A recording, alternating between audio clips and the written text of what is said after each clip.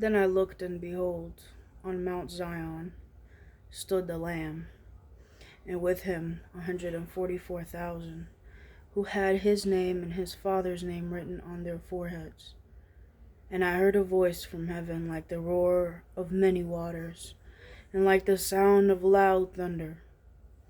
The voice I heard was like the sound of harpists playing on their harps, and they were singing a new song. Before the throne and before the four living creatures and before the elders, no one could learn that song except the 144,000 who had been redeemed from the earth. It is these who have not defiled themselves with women, for they are virgins. It is these who follow the Lamb wherever he goes. These have been redeemed from mankind as firstfruits for God and the Lamb. And in their mouth no lie was found, for they are blameless. Then I saw another angel flying directly overhead with an eternal gospel to proclaim to those who dwell on the earth, to every nation and tribe and language and people.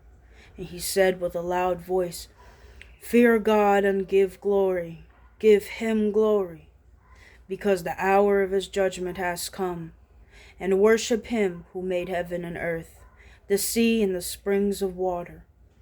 Another angel, a second, followed, saying, "Fallen, fallen is Babylon the Great, she who made all nations drink of the wine of the passions of her sexual immorality."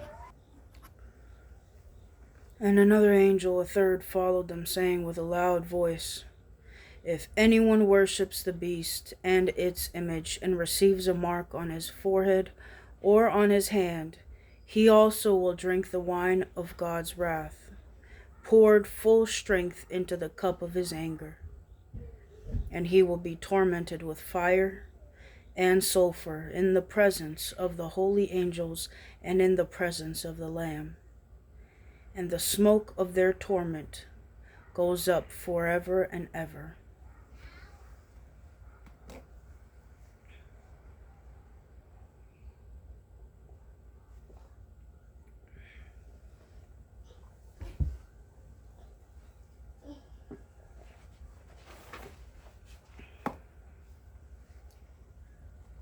And they have no rest, day or night, these worshippers of the beast and its image, and whoever receives the mark of its name. Here is a call for the endurance of the saints, those who keep the commandments of God and their faith in Jesus. And I heard a voice from heaven saying, "Write this: Blessed are the dead who die in the Lord from now on."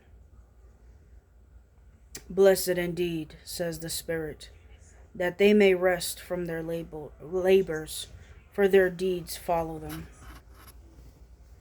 "Blessed indeed," says the Spirit, "that they may rest from their labors, for their deeds follow them." Then I looked, and behold, a white cloud, and seated on the cloud, one like a son of man, with a golden crown on his head and a sharp sickle in his hand. And another angel came out of the temple, calling with a loud voice to him who sat on the cloud, "Put in your sickle and reap, for the hour to reap has come, for the harvest of the earth is fully ripe." Did I hear a sickle? So he who sat on the cloud swung his sickle across the earth, and the earth was reaped. Then another angel came out of the temple in heaven, and he too had a sharp sickle.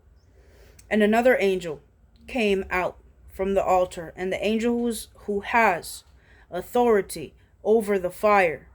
And he called with a loud voice to the one who had the sharp sickle, "Put in your sickle and gather the clusters from the vine of the earth, for its grapes are fully ripe." So the angel swung his sickle across the earth and gathered the grapes, the grape harvest of the earth, and threw it into the great winepress of the wrath of God. And the winepress was trodden outside the city, and blood flowed from the winepress as high as a horse's bridle, for 16,000 stadia.